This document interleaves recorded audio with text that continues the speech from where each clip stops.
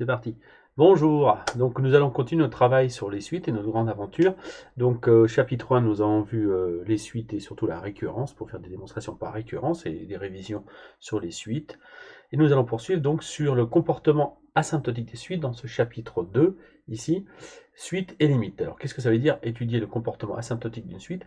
C'est donc étudier ce qui se passe lorsque l'indice de la suite devient infiniment grand. D'accord? Notamment lorsqu'on modélise des situations avec une suite, exemple, modélisons une population au cours du temps. Ce qui est intéressant pour celui qui fait cette modélisation, c'est de se projeter dans l'avenir. Il étudie le modèle du passé à l'aide de statistiques. Donc, par exemple, l'évolution d'une épidémie, hein, on est en plein dedans. Donc, et on peut, grâce à cette modélisation, si on décrit ça avec une suite adaptée, émettre un modèle qui nous projette dans l'avenir pour savoir comment évolue la suite et donc la démographie en question. D'accord? C'est ça l'intérêt fondamental de l'étude du comportement asymptotique des suites aussi. Alors, c'est un peu flou. Oh, excusez-moi, j'espère que ça va se, se régler la caméra. Ah, Bien, alors donc ce chapitre est découpé donc suivant le plan que j'ai proposé ici. Donc nous allons commencer par voir les majorations et les minorations de suite. On a déjà un petit peu abordé ce cas-là sous forme d'exercice. Ensuite, nous allons regarder ce que c'est une limite finie d'une suite, puis ensuite une limite infinie d'une suite. Ensuite, nous allons aborder les opérations sur les limites. Qu'est-ce qu'on peut dire de deux suites lorsque nous connaîtrons la limite de ces deux suites, si on fait l'addition, le produit, le quotient, l'inverse, etc. Ensuite, nous allons voir ce qu'on appelle les théorèmes de comparaison. Donc, ça permettra d'aborder de nouvelles suites, regard des suites qu'on va appeler des références. Et nous terminerons par l'étude des suites monotones, c'est-à-dire des suites croissantes ou décroissantes, avec notamment un théorème fondamental qu'on appelle le théorème de convergence monotone, qui sera le point le plus important de ce chapitre. Enfin, un des points les plus importants, en fait, tout est important, mais voilà.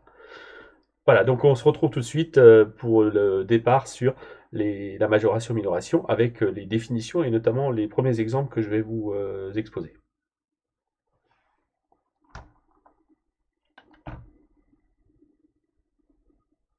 Bien, donc premier point, majoration-minoration. Donc on va commencer par la définition de ce que c'est la majoration.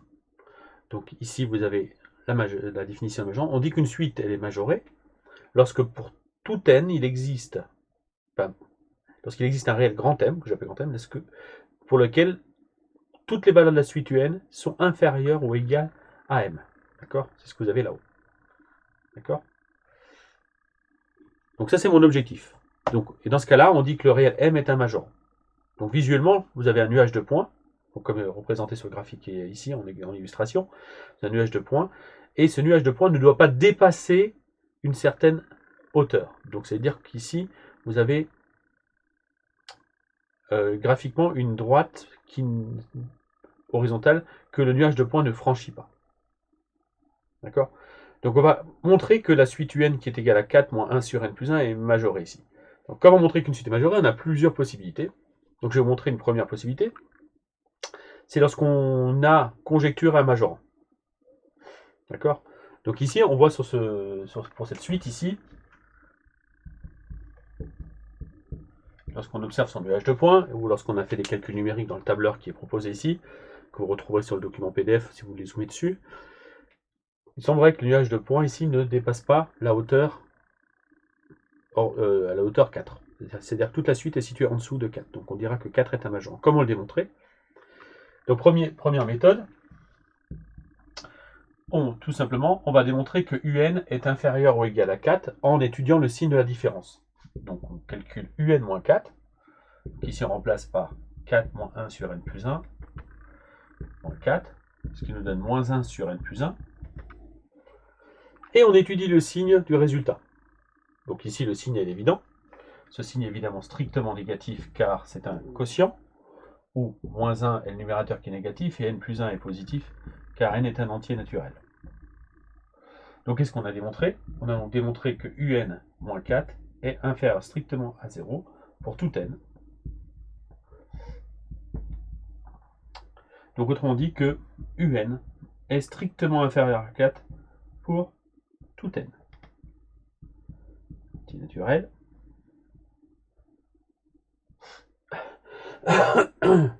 Donc autrement dit, j'ai démontré que la suite est bien majorée. Et 4 constitue un majorant. D'accord? Alors on dit un majorant, on ne dit pas le majorant, parce qu'en fait, une suite qui est majorée par 4, elle n'est jamais au-dessus de 4. Donc automatiquement, elle ne dépasse non plus pas 5, ni 6, ni 4,3. Donc une suite qui est majorée est forcément majorée par une infinité de majorants. D'accord? Donc quand on vous demande de démontrer qu'une suite est majorée, il s'agit de trouver un majorant, il ne s'agit pas de trouver le meilleur majorant. Donc le meilleur majorant, on verra par la suite, au travers de notre expérience, que c'est le plus petit des majorants, qu'on appelle la borne ici supérieure. Mais là, nous, on peut montrer juste que c'est majoré par 4. Donc là, on étudie UN moins 4, on a étudié le signe de la différence entre UN et le majorant, et donc on a démontré que c'est négatif, et on en a déduit que UN était inférieur à 4 pour tout n. Donc ça, c'est lorsqu'on a connaissance du majorant, c'est-à-dire qu'on nous l'a donné, ou alors qu'on a conjecturé un des majorants. Donc on peut étudier le signe de la différence. Donc tout est dans le calcul, et après on étudie le signe. D'accord? Parfois, il apparaît que le majorant se voit tout de suite. Alors là, on peut remarquer qu'ici, on peut se dire, bah oui, là, le majorant, on pouvait peut-être le voir, enfin le majorant. Un majorant, on pouvait voir que c'était 4. Alors comment on pouvait raisonner? Bah, directement avec les inégalités. Parce qu'on se doute bien qu'ici, on a 4 moins quelque chose qui est positif. On voit bien qu'on enlève quelque chose à 4, donc le résultat ne peut pas dépasser 4. Donc quand c'est aussi évident que ça, on peut argumenter directement sur les inégalités. D'accord? Donc dans ce cas-là, je propose cette deuxième méthode. Donc ce que j'appelle la méthode directe, manipulation directe des inégalités. Méthode 2, directement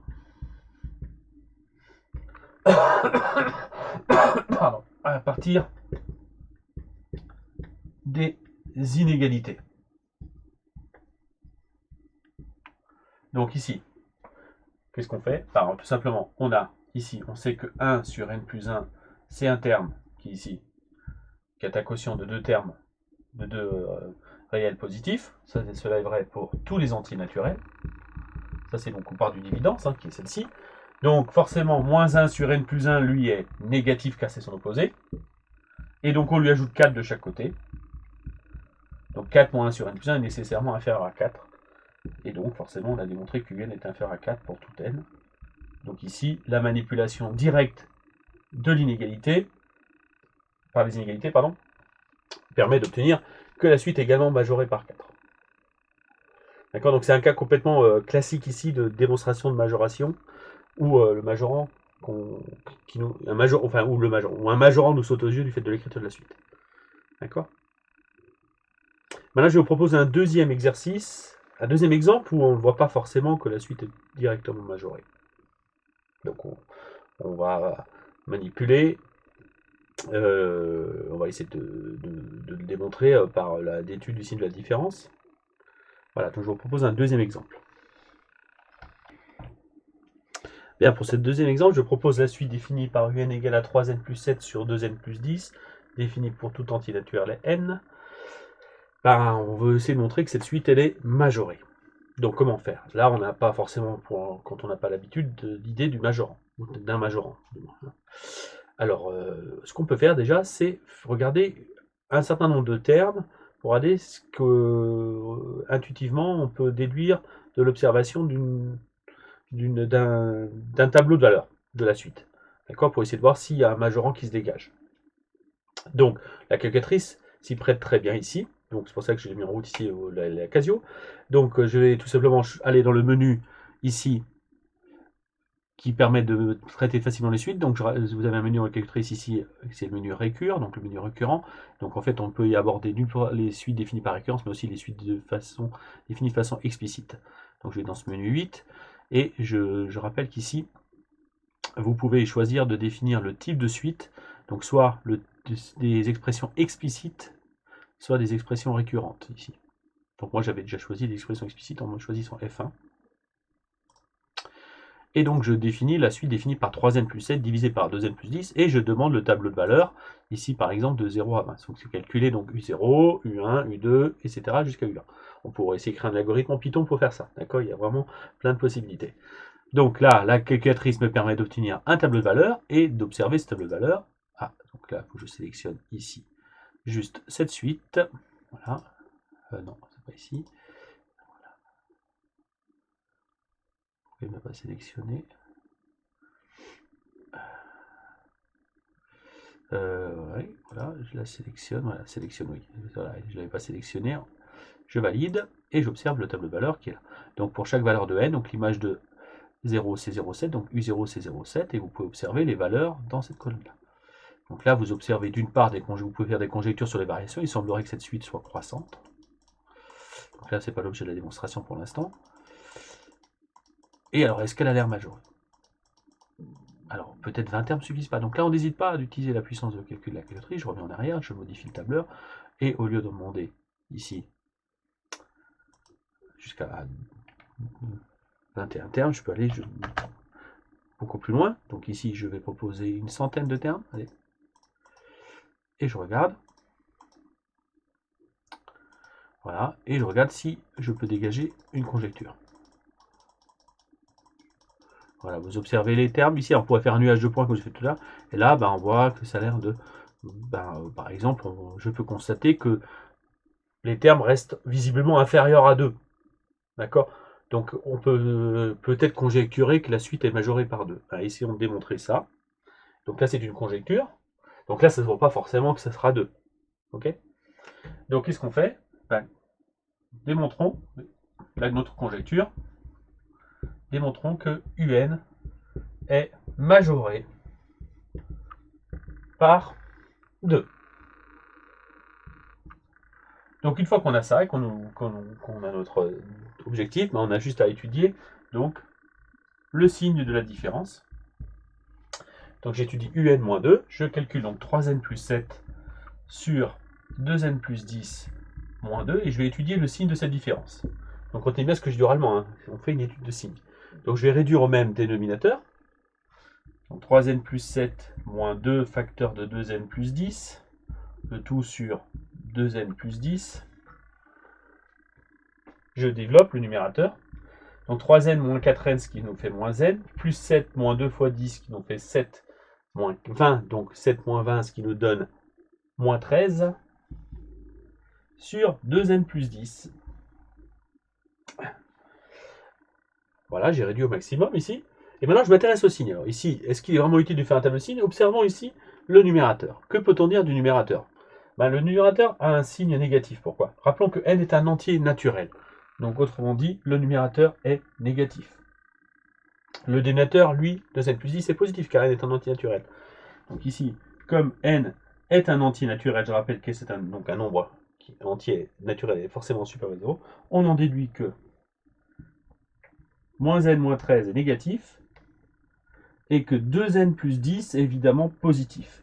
Donc autrement dit, le quotient ici est négatif.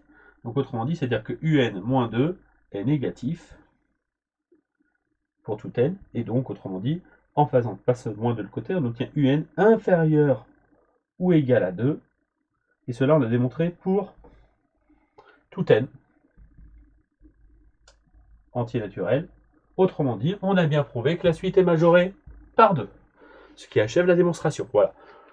Donc ça, c'est un cas où l'écriture explicite permet de le faire directement. Nous verrons par la suite qu'on pourra faire un raisonnement par récurrence. On a déjà eu l'occasion de le faire. On pourra démontrer qu'une suite est majorée en faisant une récurrence. On l'a déjà rencontré à travers un exercice dans le chapitre des récurrences. D'accord? Voilà pour la majoration, pour l'instant. Et on poursuit le cours. Donc je reste encore 2 secondes sur cet exemple-là. Donc si on observe, on a déjà démontré que cette suite était majorée par 2. Donc UN est majoré par 2 ici.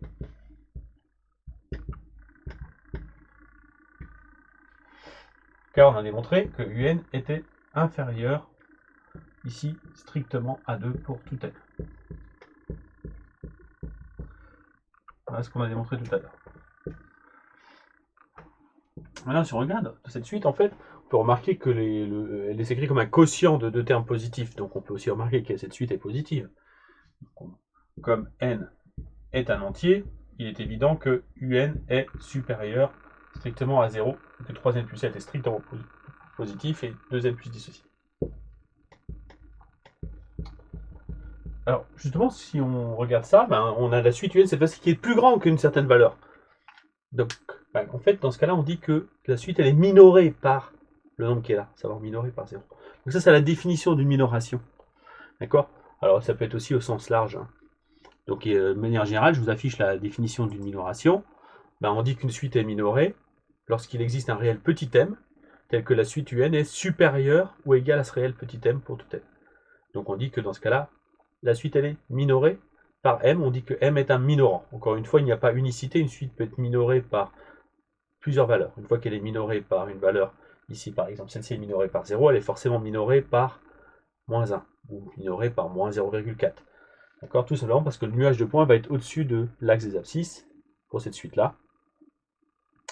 Et donc, toute valeur qui est en dessous de 0 va être également un minorant, tout simplement. D'accord? Donc, dans certains cas, donc, la minoration doit sauter aux yeux. Donc, quand on vous demande de montrer qu'une suite est minorée, pensez toujours à regarder si des fois elle est positive. Parce que si elle est positive, elle est forcément minorée par 0. Dans certains cas, ça peut être un argument assez simple. D'accord? Alors maintenant, regardons un autre exemple, un peu plus intéressant. Je considère cette suite définie ici, donc je vais effacer ce que j'ai fait là.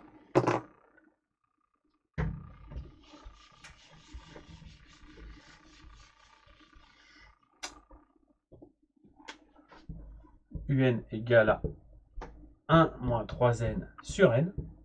Alors ici, je la définis pour n entier non nul, naturel non nul, étant donné qu'on divise par n ici, qui donc ne peut pas être égal à 0. Alors là, on va démontrer que cette suite est minorée aussi. Alors l'argument tout à l'heure, la positivité ne marche pas, parce que cette suite n'est pas positive. Hein, si on calcule ici U1, on trouve un réel négatif. Donc là, pas du tout. D'ailleurs, ici, je vous ai mis le nuage de points, ici à droite. Donc, il semblerait que toutes les valeurs de cette suite-là soient ici négatives dans ce que j'ai tracé ici sur le nuage de points. Donc la minoration n'est pas donnée par 0. Donc, qu'est-ce qu'on peut conjecturer? En regardant le nuage de points, il semblerait que le nuage de points ne passe pas en dessous d'une certaine droite ici. Et avec le tableau de valeurs qui est là, il semblerait que toutes les valeurs soient toujours au-dessus de 3. De moins 3, pardon. Donc, et ils sont démontrés que la suite est bien minorée par moins 3. Donc démontrons